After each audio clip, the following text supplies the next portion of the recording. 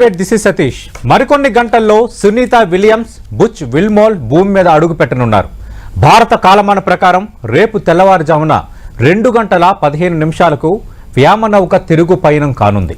26 నిమిషాల తర్వాత భూ వాతావరణంలోకి క్రూ డ్రాగన్ రానుంది. ఉదయం 3:27 భూమి మీదకు దిగనున్నారు Sunita Williams, Butch Wilmore. Florida తీరంలోని సముద్ర జలాల్లో స్పేస్ ఎక్స్ క్యాప్సూల్స్ దిగనుంది. అందరూ ఉత్కంఠగా ఎదురు చూస్తున్నారు. ప్రపంచం, ఒక రకంగా చెప్పాలంటే ప్రపంచం మొత్తం ఉత్కంఠగా ఎదురు చూస్తోంది. సునీత విలియమ్స్ రాకకు సంబంధించి 9 నెలలు అక్కడ ఉండడం, భూమి మీదకు వస్తుండడం, సజావుగా ప్రయాణం సాగుతుందా, వచ్చిన తర్వాత వాళ్ళ ఆరోగ్య పరిస్థితి ఎలా ఉండబోతోంది. రేపు తెల్లవారుజామున 2:15 వ్యామనౌక తిరుగు ప్రయాణం కానుంది. కాబట్టి మొత్తం ప్రయాణం తర్వాత 3:27 భూమి మీదకి సునీత విలియమ్స్, బుచ్ విల్మోర్ దిగబోతున్నారు. అంతా సాఫీగానే సాగబోతుందా, ఎలాంటి సవాళ్లు ఎదురు కాబోతున్నాయన్నది అందరిలోనూ కొంత ఉత్కంఠ రేపుతున్న అంశం. దీనికి సంబంధించి మనం మాట్లాడబోతున్నాం. మనతో పాటు 10 టీవీ స్టూడియోలో ఉన్నారు డాక్టర్ కె చెన్నారెడ్డి గారు. ప్రస్తుతం అసిస్టెంట్ ప్రొఫెసర్గా ఉన్నారు ఉస్మాన్ యూనివర్సిటీలో, department of astronomy. Right, Chennareddy గారు, అందరూ ఆసక్తిగా ఎదురు చూస్తున్నారు 4-5 రోజుల నుంచి. ఇంకా సునీత విలియమ్స్ ఎప్పుడు వస్తుందని ఆమె వెళ్ళిన కొద్ది నెలల తర్వాత ఒక చర్చ జరిగింది, మళ్ళీ ఆగిపోయింది. కానీ అంతా రంగం సిద్ధమైపోయింది, ఆమె రావడానికి లైన్ క్లియర్ అయింది అన్న తర్వాత అందరిలోనూ ఒక రకమైన ఉత్కంఠ. ఇప్పుడు ఎక్కడైతే అంతరిక్ష స్పేస్ వెళ్ళిందో వచ్చే మిషన్ భూమి మీదకి వచ్చిన తర్వాత స్పీడ్ ఎలా తగ్గించుకుంటుంది, అవరోధాలు ఏమైనా ఎదురవుతాయా, ఏం చెప్తారు సార్? ఇది సుదీర్ఘ కాలం తర్వాత, అంటే దాదాపుగా 9 నెలల తర్వాత అంతర్జాతీయ అంతరిక్ష క్షేత్రానికి వెళ్ళిన Sunita Williams and Butch Wilmore వాళ్ళు భూమికి వచ్చే సమయం ఆసన్నమైంది. ఈ ప్రయాణము అన్ని రకాల అవరోధాలను అధిగమించి సాఫీగా జరిగే అవకాశం ఉంది, జరుగుతుందని భావిద్దాము. ఎందుకంటే ఇంతకుముందు చాలా ప్రయత్నాలు చేశారు. అంటే యాక్చువల్గా ఈ వీళ్ళ ప్రయాణము అక్కడ ఇంటర్నేషనల్ స్పేస్ స్టేషన్లో ఉండడము కేవలం 8 రోజులు మాత్రమే. బట్ 8 రోజుల ఆ ప్రయాణ జర్నీ దాదాపుగా మోర్ దెన్ 9 months, అంటే 9 నెలల సమయం పట్టింది. అంటే వాళ్ళను రిటర్న్ తీసుకురావడంలో స్పేస్ షిప్లో ఉన్న ఇబ్బందుల కారణంగా వాళ్ళు ఇన్ని నెలలు 9 నెలలు అక్కడే ఉండడం జరిగింది. ఇప్పుడు వాళ్ళను పంపించిన డ్రాగన్ స్పేస్ షిప్ ద్వారా భూమిపైనికి తీసుకురావడం జరుగుతుంది. ఈ ప్రయాణం అంతా ముందు అనుకున్నట్టే అన్ని రకాల జాగ్రత్తలు తీసుకుంటారు కనుక సక్సెస్ఫుల్ గా జరుగుతుందని భావిద్దాం. అంటే ఇప్పటివరకు ఈ స్పేస్ స్టేషన్లో ఈ గురుత్వాకర్షణ శక్తి ఉండదు కాబట్టి ఇన్ని రోజులు వాళ్ళు గాలిలోనే తేలియాడారు. అంటే ఇప్పుడు సడన్ గా భూమిపైకి వచ్చి నడవడం వంటివి చేయొచ్చా? కొంత ఇబ్బందికర పరిస్థితి ఎదురవుతుందంటున్నారు. ఎలాంటి పరిస్థితులు ఎదురు కావచ్చు? డెఫినెట్లీ అండి. అంటే ఇప్పటి వరకు వాళ్ళు 0 గ్రావిటీలో ఉన్నారు. అంటే భూమి యొక్క గురుత్వాకర్షణ శూన్యం అక్కడ. సో భూమి యొక్క గురుత్వాకర్షణ శూన్యం అంటే మానవ శరీరంలో నిత్యము జరిగే అంటే బ్లడ్ సర్క్యులేషనే కావచ్చు, ఇలాంటివి అనేది డెఫినెట్లీగా ప్రభావితం అవుతాయి. అదే రకంగా వాళ్ళను ఇమీడియట్ గా భూమి పైకి వచ్చిన తర్వాత అగైన్ గురుత్వాకర్షణ అంటే ఒకసారి వాళ్ళు 0 గ్రావిటీకి వెళ్ళిపోయినప్పుడు ఆ శరీరము 0 గ్రావిటీకి తగ్గట్టుగా మార్పు చెందుతుంది. అగైన్ వాళ్ళు సడన్ గా భూమి పైన వచ్చినప్పుడు మళ్ళీ గ్రావిటీ పెరుగుతుంది కనుక ఆ శరీరం ఇమీడియట్ గా గ్రావిటీకి ట్రాన్స్ఫర్ కాదు కనుక కొంత సమయము అయితే పడుతుంది. అఫ్ కోర్స్ సైకలాజికల్ ఎఫెక్ట్స్ ఉంటాయి, అదే రకంగా శారీరకమైన ఎఫెక్ట్స్ ఉంటాయి. బట్ కొంత సమయం తర్వాత దాదాపు అంటే ఒక్కొక్క స్టేజెస్ తర్వాత వాళ్ళు నార్మల్గా భూ వాతావరణానికి వచ్చి నార్మల్గా అందరిలా అయ్యే అవకాశం ఉందండి. అంటే ఇప్పుడు ఎక్కడైతే ఈ స్పేస్ ఎక్స్ క్యాప్సూల్ దిగబోతుందో, అంటే దిగబోతున్న ప్రక్రియలో ఎక్కడైనా అవరోధాలు ఎదురవుతాయా? ఈ క్రమం ఎట్లా సార్, ఏ విధంగా వస్తుంది? దాంట్లో పెద్దగా ఇబ్బందులు ఏమున్నాయండి, అంటే అది ఫస్ట్ సముద్రం ఒడ్డున సముద్రంలో పడిపోయే అవకాశం ఉంది. దానికి మనం ఏది పారాచూట్స్ ఉపయోగిస్తారు కనుక ఎలాంటి ఇబ్బంది వచ్చే అవకాశం లేదు. అన్లెస్ అంటిల్ స్పేస్ షిప్ లో ఏదన్నా సాంకేతిక లోపాలు ఉంటే, అదర్వైజ్ అయితే ఎవ్రీథింగ్ స్మూత్ గానే జర్నీ అనేది స్మూత్ గానే జరిగే అవకాశం ఉంది. అండ్ పారాచూట్స్ తోటి దాన్ని వేగాన్ని అనేది నియంత్రిస్తారు, అంటే అంత వేగంతో వచ్చే దాన్ని వేగాన్ని తగ్గిస్తారు.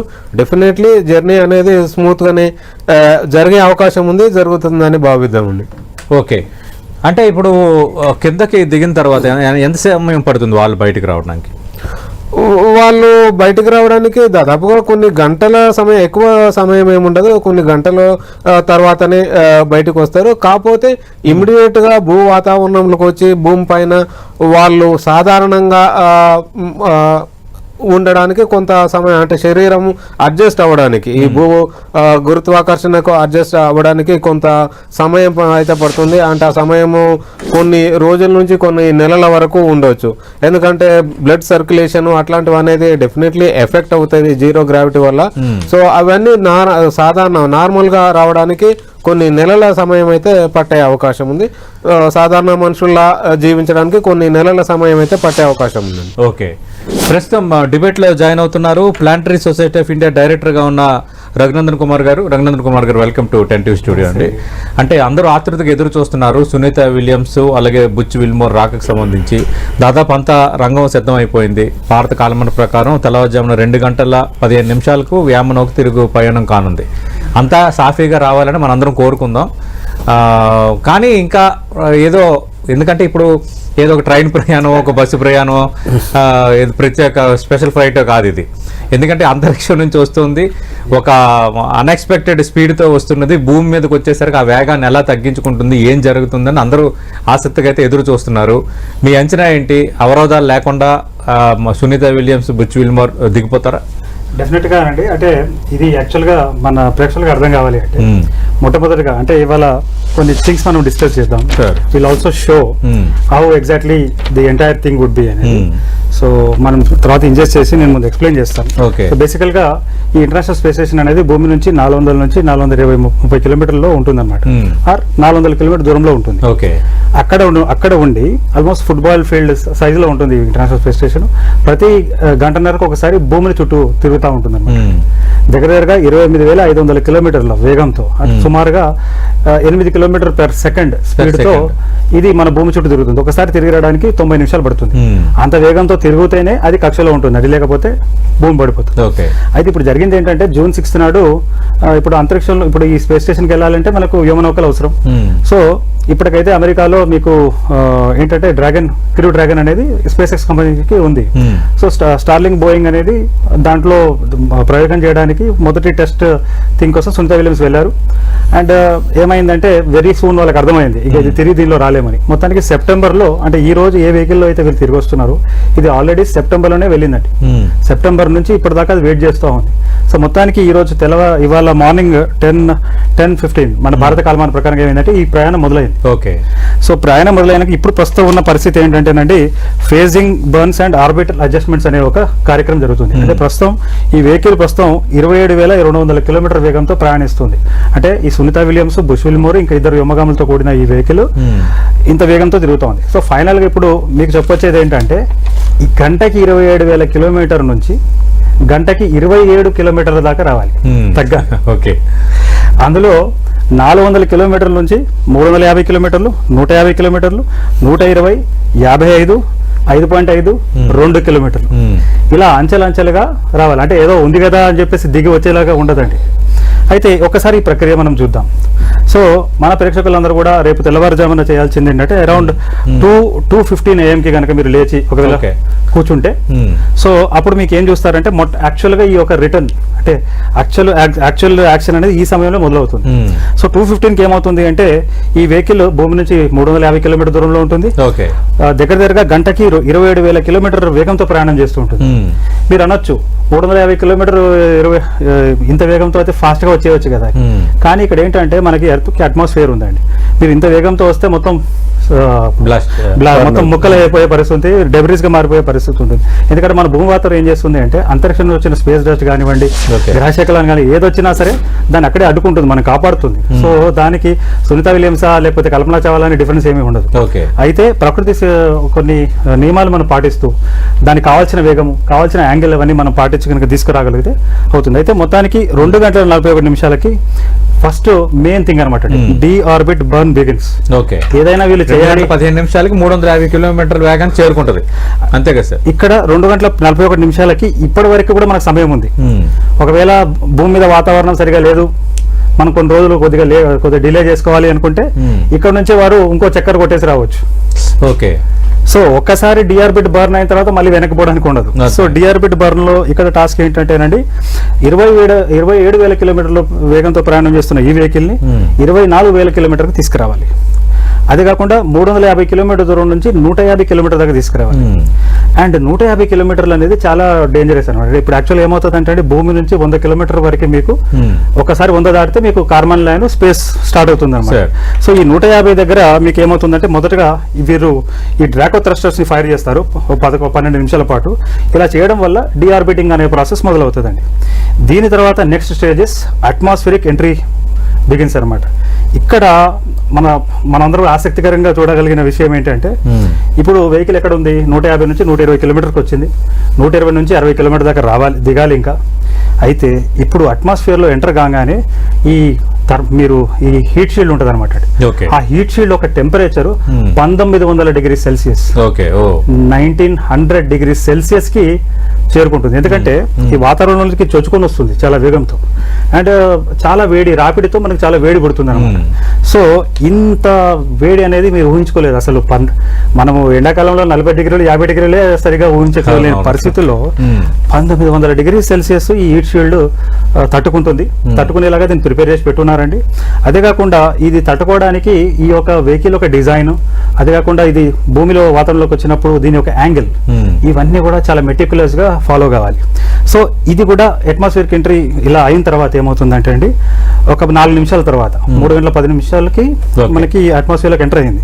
4 నిమిషాల తర్వాత ఏమవుతుందంటే అండి ప్లాస్మా బ్లాక్అవుట్, అంటే మొత్తం మీ స్పేస్ స్టేషన్ అంతా కూడా సూపర్ హీటెడ్ ప్లాస్మా అనేది ఆవరి ఉంటుంది అనమాట. దీని వల్ల ఏమవుతుందంటే మీరు ఏ కమ్యూనికేషన్ పంపలేరు, వాళ్ళు మెసేజ్ తీసుకురాలేరు. అయితే ఇక్కడ మన శాస్త్రవేత్తలకి టాస్క్ ఏంటంటే 24,000 కిలోమీటర్ గంటకి వెళ్తున్న ఈ వెహికల్ ని 7,500 కిలోమీటర్ తీసుకురావాలి. 7,500 కిలోమీటర్ నుంచి నెక్స్ట్ అంటే అప్పటికి 7,500 కిలోమీటర్ నుంచి గంటకి 5,000 కిలోమీటర్ తీసుకొస్తారు. ఇక్కడ డిస్టెన్స్ ఎంత అంటే సుమారుగా 55 కిలోమీటర్లు అనమాట. భూమి నుంచి 55 కిలోమీటర్ల దూరం ఉన్న సమయంలో కూడా ఇది గంటకి 5,000 కిలోమీటర్ వేగంతో దూసుకొస్తా ఉంది. అండ్ అప్పటికి ఇంకా టెంపరేచర్ 1900 డిగ్రీ, 55 కిలోమీటర్ల దూరం ఉంది. టెంపరేచర్ ఏమో 1900 డిగ్రీ సెల్సియస్ ఉంది. మీకు భూమిని చూస్తే అగ్నిగోళం ఏదో మండుకు వస్తున్నట్టుగా మీకు కింద నుంచి కనిపించే అవకాశం ఉంటుంది. సో ఎగ్జాక్ట్ గా 320కి ఏం జరుగుతుంది అంటే డ్రాగ్ పారాషూట్స్ డిప్లాయ్మెంట్ అని అంటారు అనమాట. సో ఈ డ్రాగ్ ఇవేం చేస్తాయి అంటే అండి ఈ యొక్క వెహికల్ వేగాన్ని మీకు గణనీయంగా తగ్గిస్తుంది. అంటే ఈ డ్రాగ్ పారాషూట్ ని ప్రయాణం మనం యూజ్ చేసే సమయానికి గంటకి 500 కిలోమీటర్ల వేగంతో ఉంటుంది. భూమి నుంచి 5 కిలోమీటర్ దూరంలో ఉంటుందండి. ఏది ఈ వెహికల్ భూమి నుంచి 5 కిలోమీటర్ దూరం ఉన్నా కూడా గంటకి 500 కిలోమీటర్ వేగంతో ప్రయాణం చేస్తుంది. 500 నుంచి దాన్ని 200కి తీసుకురావాలి. 200 ఇది దాటిన తర్వాత నెక్స్ట్ వచ్చేది మెయిన్ పారాషూట్. అంటే డ్రాగ్ పారాషూట్స్ లో 2 పారాషూట్స్ ఉంటాయి, ఓపెన్ అప్ అయిపోతాయి. వెహికల్ ఒక వేగాన్ని పూర్తిగా గణనీయంగా తగ్గిస్తుంది. దాని తర్వాత అవి విడిపోయి పడిపోతాయి. తర్వాత 321 అంటే ఈ 321కి మీరు ఏమవుతుంది ఈ 4 పారాషూట్స్ మెయిన్ పారాషూట్స్ ఉంటాయి, అవన్నీ ఓపెన్ అయిపోయిన తర్వాత అప్పటికి 200 కిలోమీటర్ గంటకి 200 కిలోమీటర్ నుంచి 27 కిలోమీటర్ దాకా దాన్ని తీసుకురావాలన్నమాట. అప్పటికి భూమి నుంచి డిస్టెన్స్ చూస్తే 2 కిలోమీటర్. అంటే ఇక్కడ మనం చెప్పే ప్రయత్నం చేస్తున్నట్టు ప్రేక్షకులకి ఇది ఏదో వచ్చేద్దాం అన్నట్టుగా లేదు, వెళ్దాం అన్నట్టుగా లేదు. అయితే మరి ఏం జరుగుతుంది ఇక్కడ, ఏమాత్రం ఎక్కడ ఏది జరిగినా కూడా అది ప్రమాదకరంగా ఉంటుంది. చరిత్రలో మనం చూసినట్లయితే అంత నెగిటివ్ గా చూసాల్సిన అవసరం ఏమీ లేదు. కల్పనా చావ్లా ఇందాక అన్న కూడా చెప్పారు మనకి ఏ విధంగా ఈ ఒక ప్రస్థానం ఉంటుంది. సో అన్ని అనుకున్నట్టుగా జరిగినట్లయితే ఈ ఫ్లోరిడా ఒక కోస్ట్ దగ్గర గల్ఫ్ ఆఫ్ మెక్సికోలో ఇది 3 గంటల 27 నిమిషాలకు ఈ ప్లాష్ డౌన్ అవుతుందండి. ఓకే, అంటే ఇదంతా ప్రాసెస్ అంటే మొత్తానికి మనము 2:15 AM నుంచి 3:27 వరకు ఇదంతా కూడా మన స్టూడియో మన ఛానల్లో మనము లైవ్ లో చూడొచ్చు. అయితే ఇక్కడతోనే ఆగిపోలేదండి. ఓకే, నెక్స్ట్ ఏమిటి, రైట్, ఖచ్చితంగా అది కూడా మనం మాట్లాడుకుందాం. రైట్, అక్కడ దిగింది, రైట్, దిగిన తర్వాత నెక్స్ట్ ఏమిటి, రైట్. చెన్నారెడ్డి గారు, అంటే గతంలో ఇలాంటివి వస్తున్నప్పుడు అంతా సవ్యంగా జరుగుతుంది అనుకున్నప్పుడు కొంత ఇబ్బందికర పరిస్థితులు ఎదురైన సందర్భాలు ఏమైనా ఉన్నాయా? ముఖ్యంగా అండి, అంటే ఈ స్పేస్ షిప్స్ రిటర్న్స్ లో ముఖ్యంగా మన భూ వాతావరణంలో జర్నీ చాలా ఇంపార్టెంట్. ఎందుకంటే అంతరిక్షంలో ఎవ్రీథింగ్ ఈజ్ స్పేస్, దాంట్లో ఏమి ఉండదు, శూన్యం ఉంటుంది. బట్ మన భూమికి భూ వాతావరణం ఉంది.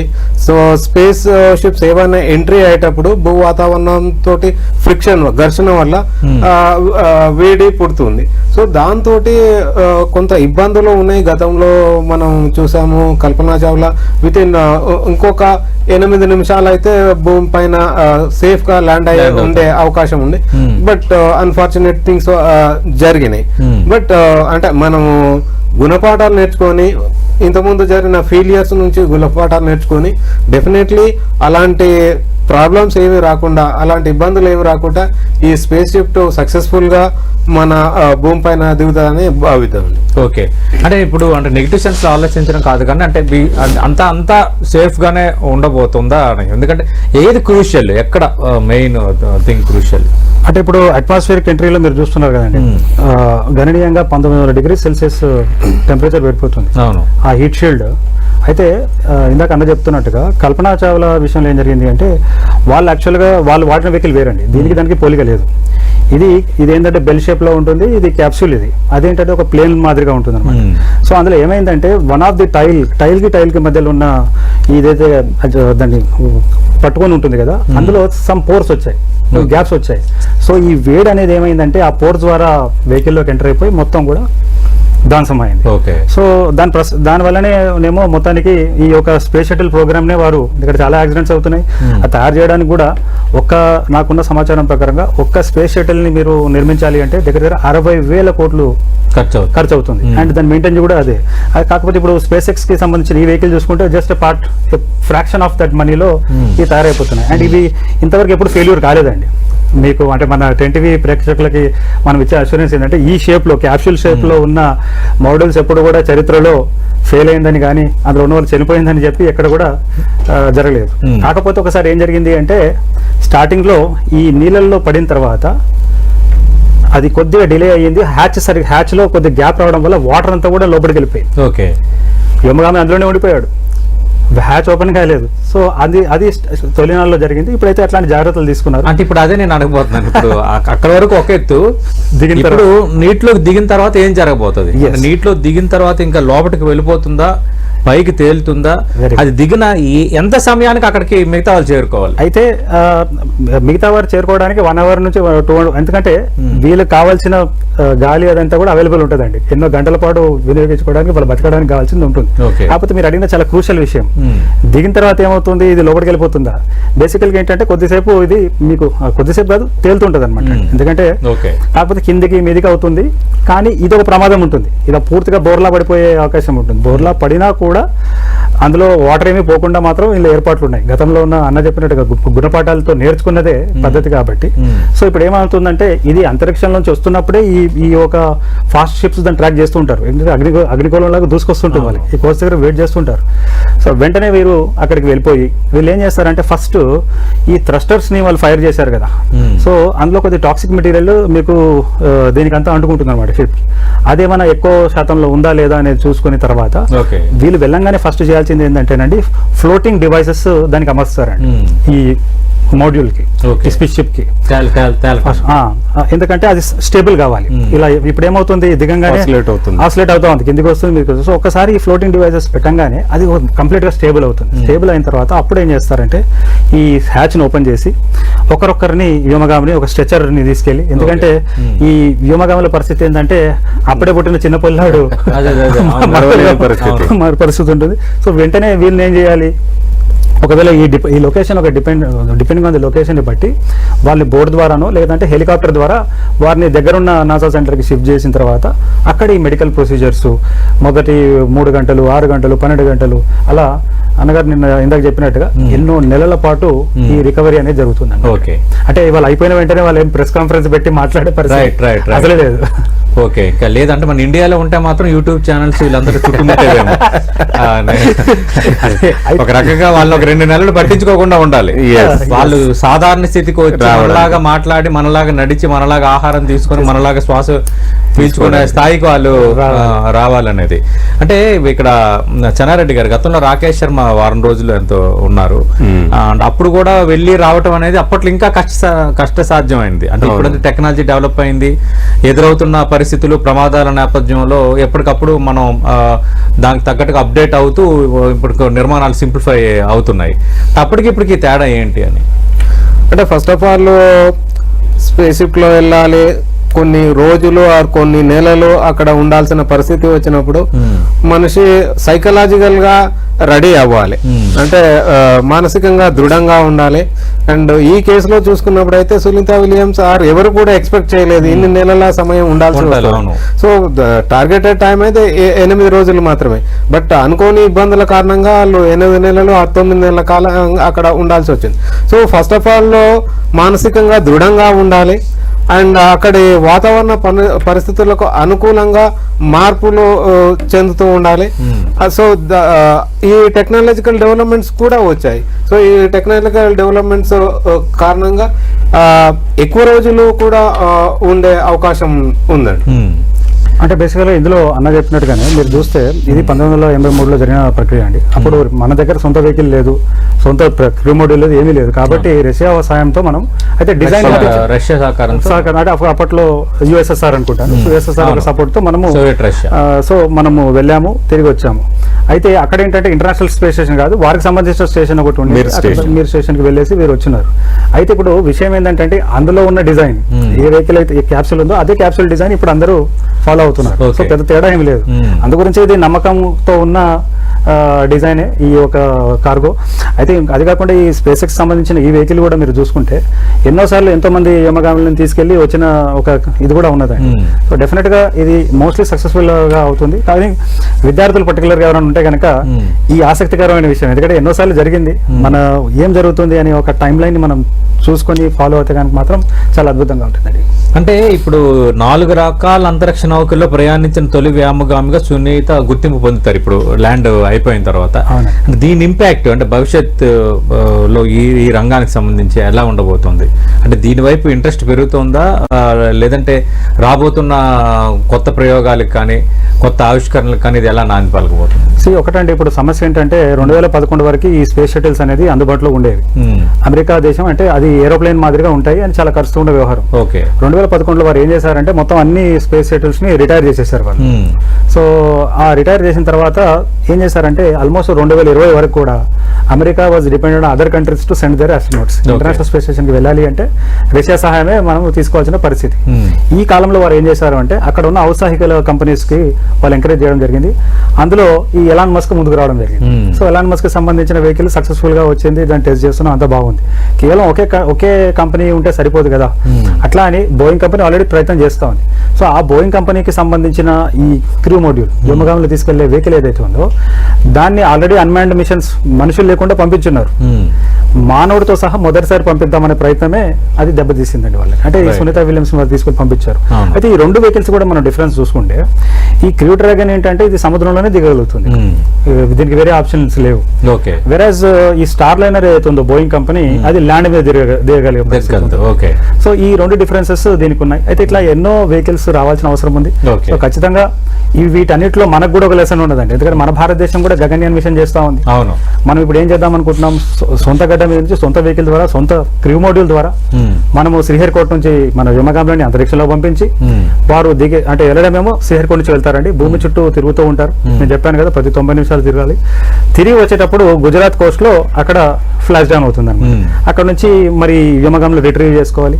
విచిత్రం ఏంటంటే చంద్రయాన్ 3 ల్యాండ్ అయిన 2-3 రోజుల తర్వాత విశాఖపట్నం కోస్ట్ లో మన నేవీ వారు ఇలానే ఒక క్రూ మాడ్యూల్ కనుక సముద్రంలో పడితే దాన్ని ఎలా రిట్రీవ్ చేసుకోవాలి అనే ఒక ప్రాక్టీస్ ని వారు చేయడం జరిగింది. ఓకే. సో డెఫినెట్ గా ఇందులో నుంచి పాఠాలు కేవలం అమెరికాకే కాదండి, విశ్వవ్యాప్తంగా ప్రపంచానికి దీనికి ఉపయోగపడుతుందని మనం చెప్పుకోవచ్చు. రైట్, అంతా సవ్యంగా జరగాలని మనం కోరుకుందాం. థ్యాంక్ యూ చెన్నారెడ్డి గారు.